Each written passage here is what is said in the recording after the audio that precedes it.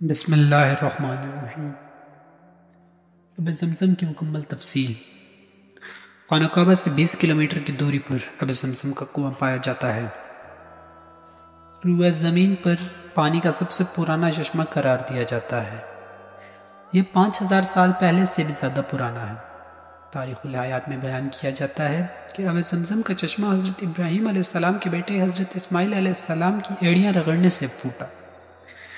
جب حضرت ابراہیم اور حضرت اسماعیل نے اللہ کے گھر یعنی مکہ کی بنیاد رکھی تو اس وقت یہ پانی کا چشمہ وہاں موجود تھا۔ زمزم کا چشمہ اس وقت پھوٹا جب حضرت ابراہیم علیہ السلام نے اللہ کے حکم سے اپنی بیوی اور بیٹے کو مکہ مکرمہ کی چٹان والے میدان میں چھوڑنے کا حکم دیا۔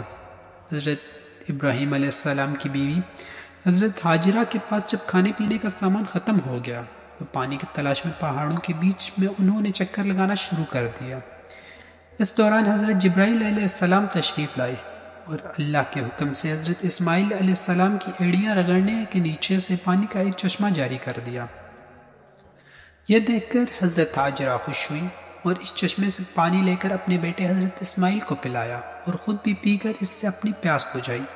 حدیث شریف میں نبی کریم صلی اللہ علیہ وآلہ وسلم فرماتے ہیں کہ اللہ نے حضرت ابراہیم علیہ السلام اور ان کے بیٹے حضرت اسماعیل علیہ السلام پر ایسی رحمت نازل کی ہے کہ اگر ان کو اس چٹانی جگہ پر کچھ اور دیر چھوڑ دیا جاتا تو ان کی ایڑیوں کے نیچے سے ایک بہت بڑا چشمہ نکلتا اور وہاں ایک بہت بڑا دریا بہنے لگتا۔ حضرت ابراہیم اور حضرت اسماعیل علیہ السلام کی جب مکہ مکرمہ میں آمد ہوئی تو یہ برکتوں کی سرزمین بن گئی۔ جب حضرت ابراہیم علیہ السلام نے اللہ کے سب سے پہلے گھر کی تعمیر کی تو اس کی بھی اہمیت بہت زیادہ بڑھ گئی اور مکہ مکرمہ عرب کی تجارتی مرکز بن گیا۔ وقت کے ساتھ کچھ سال کے لیے زمزم کا پانی سوکھ گیا تھا۔ حضور کے دادا حضرت عبد المطلب نے خواب دیکھا کہ اس کنویں کو دوبارہ کھودا جائے، اور جب اس کنویں کو دوبارہ کھودا گیا تو اس کنویں سے پھر سے پانی نکلنے لگا اور آج تک پانی چشمے سے جاری ہے۔ حج اور عمرے کے لیے آنے والے لوگ ہر روز اس پانی سے استفادہ حاصل کرتے ہیں۔